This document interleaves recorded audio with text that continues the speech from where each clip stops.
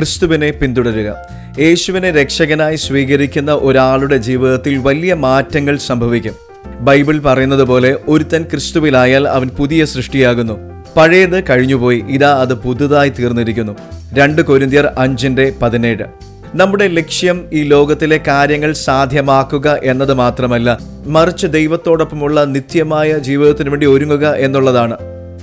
യേശു നമ്മെ ഒരു വലിയ ഉത്തരവാദിത്വം ഏൽപ്പിച്ചിട്ടുണ്ട്.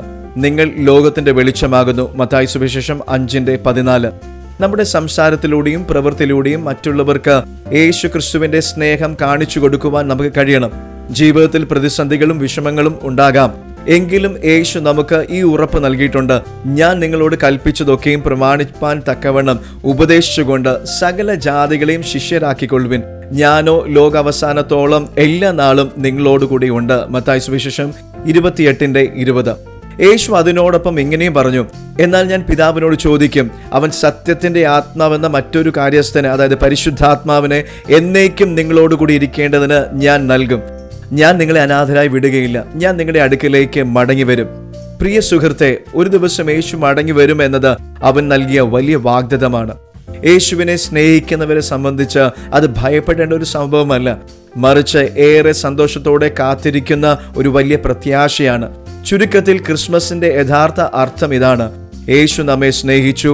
നമ്മുടെ പാപങ്ങളുടെ പരിഹാരത്തിനായി, വീണ്ടെടുപ്പുകാരനായി, രക്ഷകനായി അവൻ വന്നു. അവൻ നമ്മോടുകൂടി ഇന്നും വസിക്കുന്നു. പരിശുദ്ധാത്മാവ് നമ്മെ ദൈവിക സത്യത്തിലേക്കും ഓരോ ദിവസവും നടത്തുകയും അതിനുവേണ്ടി ഒരുക്കുകയും ചെയ്യുന്നു.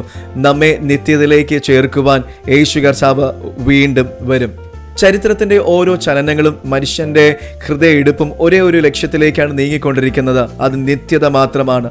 മരണത്തിലൂടെയായാലും അതല്ലെങ്കിൽ യേശു കർത്താവിന്റെ മടങ്ങി വരവായാലും ഈ ലോകത്തിലെ വാസം അവസാനിക്കുമ്പോൾ ആ നിമിഷം നിങ്ങളുടെ ശാശ്വതമായ ജീവിതം ആരംഭിക്കുന്നു.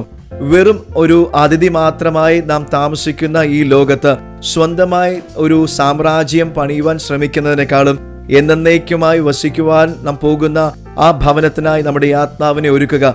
യേശു എപ്പോൾ വരും എന്നുള്ളതല്ല, നിങ്ങൾ അതിനായിട്ട് ഒരുങ്ങിയിട്ടുണ്ടോ? God bless you.